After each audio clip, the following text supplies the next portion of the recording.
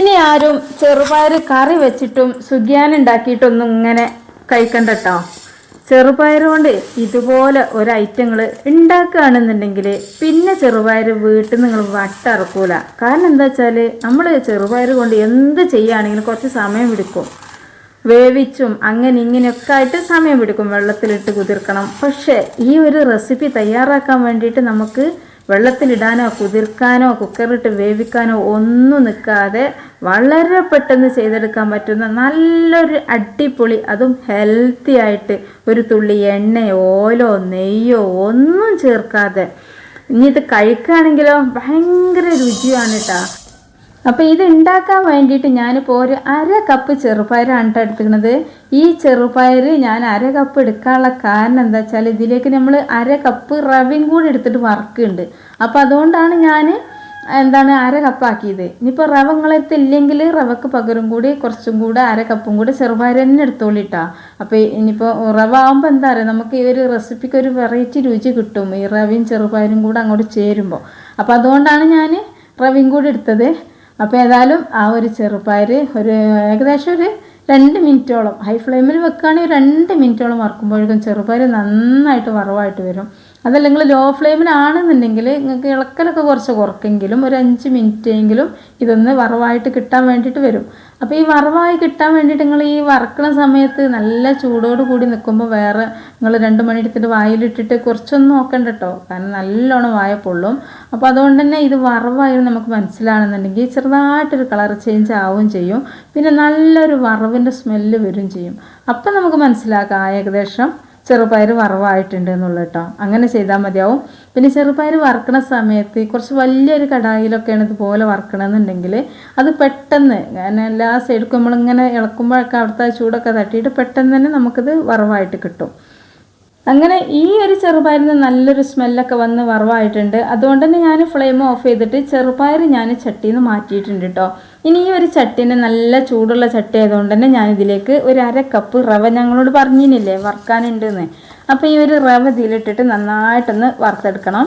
ഇനിയിപ്പോൾ നമുക്ക് ചിലപ്പോൾ റവ കിട്ടൽ നല്ല വറവായിട്ടുള്ള റോസ്റ്റ് ചെയ്തിട്ടുള്ള റവ ഒക്കെ കിട്ടും എന്ന് വിചാരിച്ചിട്ട് നിങ്ങൾ ആ ഒരു റവ വറക്കാതെ നിങ്ങളിത് ചെയ്യരുത് കേട്ടോ. ഇനിയിപ്പോൾ എത്ര വറുത്ത റവ കിട്ടുകയാണെങ്കിലും നമ്മളെ വീട്ടിൽ വെച്ചിട്ട് നമ്മൾ വറുത്തുണ്ടാക്കുമ്പോൾ ആ ഒരു റവക്ക് വല്ലാത്തൊരു ഇതുണ്ടാവും, ഒരു ടേസ്റ്റ്, നല്ലൊരു സ്മെല്ലും അതുപോലെ തന്നെ നല്ലൊരു ചൊയ്യൊക്കെ ഉണ്ടാവും. ഇനിയിപ്പോൾ എത്ര നല്ല റോസ്റ്റ് ചെയ്തിട്ടുള്ള റവൊക്കെ വന്നാലും ആ റവക്കൊന്നും ഒരിക്കലും ആ ഒരു വറവിൻ്റെ ടേസ്റ്റ് കിട്ടൂല. എനിക്ക് അങ്ങനെയാണ് അനുഭവം.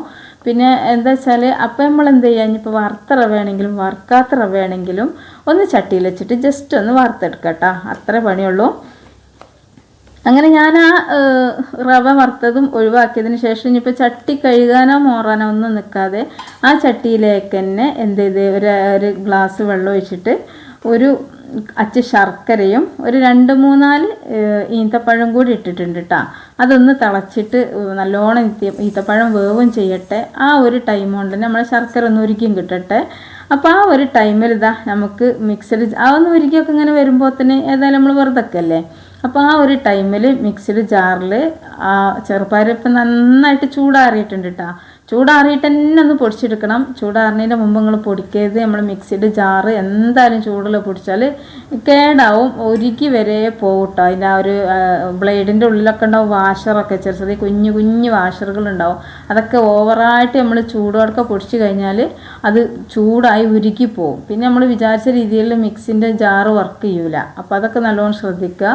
അപ്പോൾ നന്നായിട്ട് ചൂടാറിയതിന് ശേഷം ഇതുപോലെ റവയും അതുപോലെ തന്നെ ചെറുപയറൊക്കെ നന്നായിട്ടൊന്ന് പൊടിച്ചെടുക്കട്ടോ.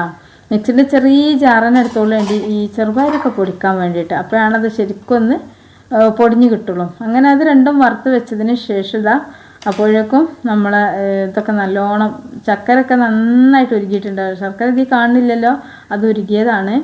അപ്പോൾ അത് ഉരുക്കിയപ്പോഴേക്കും ഇതാ ഈത്തപ്പഴമൊക്കെ നന്നായിട്ട് വെന്തിട്ടുണ്ട്. അപ്പോൾ ഈത്തപ്പഴം വേവാന്ന് പറഞ്ഞാലിപ്പോൾ ഈ ഒരു റെസിപ്പിക്ക് വേണ്ടിയിട്ടൊന്ന് വേവിച്ചെടുക്കണം, അത്രയേ ഉള്ളൂ. അല്ലാന്നുണ്ടെങ്കിൽ വേവിക്കാതെയാണ് ഈത്തപ്പഴം എല്ലാവരും കഴിക്കാറ്. അപ്പോൾ ഞാൻ എന്ത് ചെയ്യണേ, ഈത്തപ്പഴമൊക്കെ വേറൊരു പ്ലേറ്റിലേക്ക് മാറ്റിയിട്ടുണ്ട് കേട്ടോ. കാരണം ഈത്തപ്പഴം നന്നായിട്ട് ഒന്ന് അരച്ചെടുക്കാനുള്ളതാണ്. മിക്സിയിൽ ജാറിട്ടിട്ട് അരച്ചെടുക്കണം. അപ്പോൾ അതിൻ്റെ ആ ഒരു കുരുകളൊക്കെ കളയും വേണം. അപ്പോൾ നല്ല ചൂടാണ് ഈത്തപ്പഴം. അപ്പോൾ ഏതായാലും നമുക്കതൊന്ന് അരച്ചെടുക്കാൻ വേണ്ടിയിട്ട് കുറച്ച് വെള്ളത്തിന് ആവശ്യമുണ്ട്. അപ്പോൾ ഞാൻ അത്യാവശ്യം കുറച്ചൊരു തണുത്ത വെള്ളം നോക്കിയിട്ട് ആ ഈത്തപ്പഴത്തിൻ്റെ മുകൾ കൂടെ ഒന്ന് ഒഴിച്ചു കൊടുത്തിക്കണം. അപ്പോൾ എന്താ അറിയോ, ഈത്തപ്പഴത്തിൻ്റെ മുകൾ കൂടി അത് ഒഴിച്ചു കൊടുക്കുമ്പോൾ ഈത്തപ്പഴം പെട്ടെന്ന് തണുക്കുകയും ചെയ്യും. എന്നാൽ നമുക്ക് കൈ പൊള്ളാതെ തന്നെ അതിൻ്റെ കുരുവൊക്കെ ഒന്ന് റിമൂവ് ചെയ്തെടുക്കാമല്ലോ. അപ്പോൾ ഏതായാലും കുരുവൊക്കെ റിമൂവ് ആക്കിയിട്ടുണ്ട്. എന്നിട്ട് ആ മിക്സിഡ് ജാറിലേക്ക് നമ്മൾ റവയും ചെറുപയറൊക്കെ പൊടിച്ചിട്ടുള്ള ജാറ് മോറിയിട്ടൊന്നും ഇട്ടില്ല കേട്ടോ, അതിൻ്റെ ഒന്നും ആവശ്യമില്ല. ആ ഒരു ഈത്തപ്പഴം കുറച്ച് ആ വെള്ളത്തോടൊക്കെ പാർന്നിട്ട് നന്നായിട്ടൊന്ന് അരച്ചെടുത്തതിന് ശേഷം ഞാൻ ചക്കരൊക്കെ ഉരുക്കണ വെള്ളം ഉണ്ടല്ലോ, എൻ്റെ ഫ്ലെയിമൊക്കെ ഓഫ് ചെയ്ത് വെച്ചിട്ടാ. കാരണം ആ ഈത്തപ്പഴം അങ്ങോട്ട് പോന്നപ്പോൾ പിന്നെ വെറുതെ തിളക്കല്ലേ. കാരണം എന്തായാലും ശർക്കര ഉരുകിയാണ്. പിന്നെ ഇപ്പോൾ വെറുതെ നമ്മൾ ഈ ഒരു പരിപാടികളൊക്കെ കയ്യോളം തിളക്കണ്ടല്ലോ എന്ന് വിചാരിച്ചിട്ട് ഞാൻ ഫ്ലെയിമൊക്കെ ഓഫ് ചെയ്ത് വെച്ചിനി. പിന്നെ ഞാൻ നമ്മൾ ഈ ഒരു പൊടിക്കലും ഇതൊക്കെ കഴിഞ്ഞതിന് ശേഷം ഫ്ലെയിം ഓൺ ചെയ്തു. എന്നിട്ട് അതിലേക്ക് നല്ല ഒരു അര മുറി തേങ്ങ, ഒരു മുറിയല്ല അര മുറി തേങ്ങ ചിരകിയത് ഇട്ട് കൊടുത്തിട്ടുണ്ട്. പിന്നെ നല്ലൊരു ഫ്ലേവറാട്ടെ ഈ ഒരു കുറച്ച് നല്ല ജീരകം ഇതിലേക്ക് ചേർത്ത് കൊടുത്താൽ. പിന്നെ ചിലവർക്കൊന്നും നല്ല ജീരകം ഇഷ്ടമുണ്ടാവില്ല, ഇഷ്ടമില്ലാത്തപോലെ ഇതങ്ങോട്ട് ഒഴിവാക്കിക്കോളി. എനിക്ക് നല്ല ഇഷ്ടമാട്ടോ നല്ല ജീരകത്തിൻ്റെ ടേസ്റ്റും മാതിരിയുള്ള മധുര പലഹാരത്തിലൊക്കെ കിട്ടുമ്പോൾ. അപ്പോൾ അതും കഴിഞ്ഞതിന് ശേഷം ഞാൻ പിന്നെ ഇട്ടെടുത്ത പൊടി എന്താ വെച്ചാൽ അര ടേബിൾ സ്പൂണിൻ്റെ താഴെ കണ്ട് ഏലക്കായൻ്റെ പൊടിയാണ് കേട്ടോ. അതും കൂടി ഇട്ടെടുത്തതിന് ശേഷം ഒരു പിഞ്ച് ഉപ്പ് ഇട്ടെടുത്ത് ആ വെള്ളത്തിലേക്കെല്ലാം ഇട്ടെടുത്ത് നന്നായിട്ട് ഇളക്കിയതിന് ശേഷം നമ്മൾ പൊടിച്ചിട്ടുള്ള ചെറുപയറിൻ്റെ പൊടിയും റവൻ്റെ പൊടിയും ഒക്കെ ഇട്ടിട്ട് നന്നായിട്ടൊന്ന് മിക്സ് ചെയ്തെടുക്കുക. ഇനി തീയൊന്നും കത്തിക്കണ്ട കേട്ടോ. ഈ ഒരു സമയത്തിന് ഫ്ലെയിം അങ്ങോട്ട് ഓഫ് ചെയ്താളേ. ഇനിയിപ്പോൾ പ്രത്യേകിച്ച് ഇപ്പോൾ ഇതിനൊരു വേവൊന്നുമില്ല. എന്താ വെച്ചാൽ ഇതിലെല്ലാം വെന്തത് തന്നെയാണ്. ചെറുപയറാവട്ടെ റവ ആവട്ടെ അങ്ങനെ എല്ലാം വെന്തതായതുകൊണ്ട് തന്നെ ഈ ഒരു ശർക്കരപ്പാനി ഈത്തപ്പഴത്തിലും ഒന്ന് മിക്സ് ആക്കുക എന്നുള്ളതാണ്. അപ്പോൾ ഈത്തപ്പഴം ചെറുപയർ എന്നൊക്കെ പറഞ്ഞാൽ നമ്മളെ കുട്ടികൾക്ക് നമ്മൾ മസ്റ്റായിട്ട് കൊടുക്കേണ്ട ഒരു സാധനം തന്നെയാണ്. ചെറുപയറൊക്കെ ദിവസം കഴിച്ചു കഴിഞ്ഞാൽ ഒരുപാട് ആരോഗ്യ ഗുണങ്ങൾ ഇനി കുട്ടികൾക്കായാലും വലിയവർക്കായാലും ഒക്കെ ഉണ്ട് കേട്ടോ. അതിപ്പോൾ ഞാൻ ഇവിടെ വിസ്തീർണിച്ച് പറയേണ്ട ആവശ്യമില്ല, എല്ലാവർക്കും അറിയണ കാര്യമാണ്. അപ്പോൾ ഏതായാലും ഞാനിത് എന്താ ചെയ്യുന്നത് വെച്ചാൽ ഇതുപോലെ ഉരുട്ടിയെടുക്കുകയാണ്. നല്ല ചൂടാണ് കേട്ടോ, നല്ല ചൂടുണ്ട്. അപ്പോൾ കൈയൊക്കെ പൊള്ളാൻ സാധ്യതയൊക്കെ ഉണ്ട്. അപ്പോൾ നിങ്ങൾ എന്ത് ചെയ്യുക, ഈ കുറച്ചൊന്ന് ചൂടാറാൻ വേണ്ടിയിട്ട് കാത്തിരിക്കാതെ ആ ഒരു ചൂടോട് കൂടി തന്നെ നന്നായിട്ടൊന്ന് പ്രസ് ചെയ്തെടുക്കുക. അങ്ങനെ ഒരു ചൂടോട് കൂടി പ്രസ് ചെയ്യുമ്പോഴാണ് ഇത് ശരിക്കൊരു ഉണ്ടായി കണ്ട് കിട്ടുള്ളൂ. നമ്മളെ മക്കൾക്കൊക്കെ ചെറുപയർ കൊടുക്കണത് നല്ലതാണെന്ന് നമുക്കറിയാം. അപ്പം എന്താ അറിയോ, പക്ഷെ ഓര് കഴിക്കൂലല്ലോ. നമ്മളിങ്ങനെയൊക്കെ ഉണ്ടാക്കി കൊടുത്താലും ഓര് കഴിക്കൂല. അപ്പോൾ കുട്ടികൾ ഇഷ്ടത്തോടു കൂടി വേഗം കഴിക്കാൻ പറ്റുന്ന രീതിയിൽ ഒരു ഷേപ്പും ഒക്കെ നമ്മളിത് ഉണ്ടാക്കിയെടുക്കുന്നുണ്ട്. കാരണം നമ്മൾ എന്തുണ്ടാക്കിയാലും ഇനിയിപ്പോൾ ഒരു കൂരം വറുത്ത് കൊടുത്താലും ഒക്കെ നല്ലതായെന്ന് വിചാരിച്ചിട്ട് നമ്മൾ എല്ലാ സമയം കളഞ്ഞിട്ടായിരിക്കും നമ്മളിത് ഉണ്ടാക്കുന്നത്. പക്ഷെ കുട്ടികളത് കഴിക്കൂല. പിന്നെ കുട്ടികൾക്ക് മാത്രമല്ല കേട്ടോ, വലിയവർക്കൊക്കെ കഴിക്കാൻ പറ്റുന്നത് തന്നെയാണ്. അപ്പോൾ എന്ത് ചെയ്യുക, കുട്ടികൾ കഴിക്കാൻ വേണ്ടിയിട്ട് നമുക്ക് എന്ത് ചെയ്യണം, നല്ലൊരു ഷേപ്പ് ഉണ്ടാക്കണം. വേണമെങ്കിൽ ഇതുപോലെ ഉരുട്ടുക, അല്ലെങ്കിൽ ഏത് മോഡലും ഉണ്ടാക്കട്ടോ. പക്ഷെ ഞാനിപ്പോൾ ഇവിടെ ചെയ്യണം എന്താ വെച്ചാൽ ഈ ഇഡ്ഡലി തട്ട് എടുത്തിട്ട് അതിൽ കുറച്ച് ഓയിൽ വെളിച്ചെണ്ണ നെയ്യോ സ്പ്രെഡ് ചെയ്ത് കൊടുക്കട്ടോ. കാരണം ഓയിലല്ല ഇതിന് വേണ്ടത്. പക്ഷെ ഞങ്ങൾ കയ്യണം നെയ്യ് സ്പ്രെഡ് ചെയ്ത് കൊടുത്തോളി. ഞാനിപ്പോൾ വെളിച്ചെണ്ണയാണ് ഇതാക്കി കൊടുത്തിരുന്നത്. കാരണം നെയ്യ് എവിടെ തൊട്ടാലും പിന്നെ നമുക്ക് ഇഷ്ടമല്ല കേട്ടോ, അതുകൊണ്ടാണ്.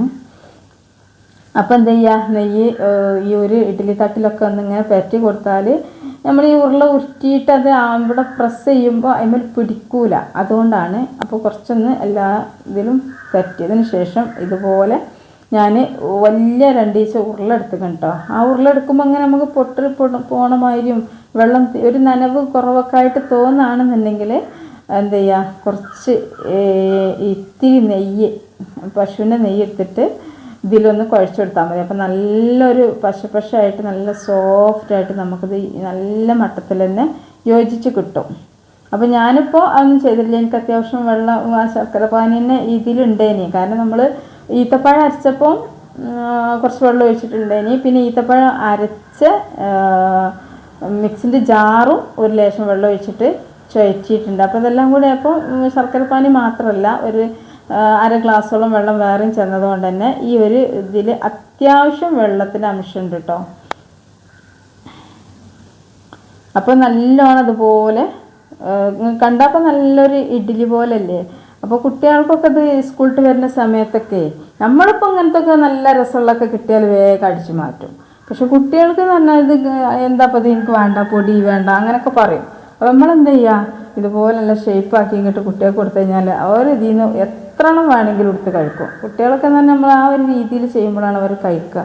പക്ഷെ ഇത് കഴിച്ച് കഴിഞ്ഞാണ്ടല്ലോ നമ്മൾ സാധാരണ ഫുഡല്ല ഇട്ടത്, ഇത് നല്ല വെറൈറ്റി രുചി മാത്രമല്ല, ഇത് നല്ല ഒരുപാട് ഹെൽത്തി ആയിട്ടുള്ള ഒരു ഫുഡും കൂടെയാണ്.